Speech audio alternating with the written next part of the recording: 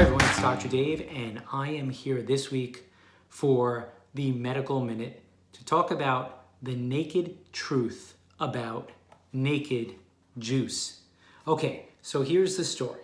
I came across this, and looking at the label, I thought this looked great, right? It's naked, it has to be without preservatives, and the name, Green Machine. And look at this label. Wow. Apples, broccoli, pineapple, tons of fruit. This stuff has to be good. Now, if you thought it was too good already, check this out. No sugars added. Wow. So, natural inclination is to grab this and head for the door. However, you need to look at the nutrition label, or what I like to call the warning label. So, after being impressed by the outside label, I took a look at the warning label. And here we see something that is absolutely shocking.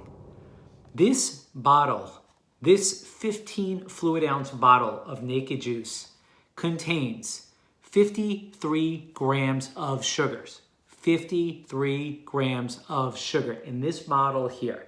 Let me put that into perspective. 53 grams of sugar is approximately 13 teaspoons of sugar. Imagine me pouring 13 teaspoons of sugar into this bottle. That's what you would be drinking. Okay, fine. So I know what you're thinking. But Dr. Dave, in your fruit video, you said that you can have sugar in fruit and not have a problem. And I still feel that way. What's the difference? Okay, go back to the warning label. In the warning label, how many grams of fiber are there? Because that's the key, fiber.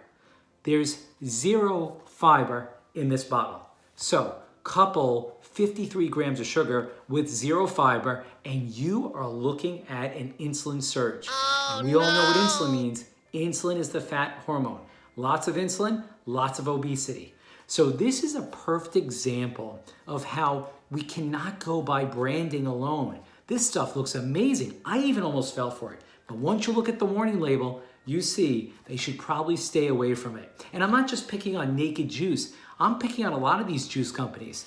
They claim to be so healthy, but most of the time, I shouldn't say most of the time, many times, that's just not true. Let me give you one last perspective on this.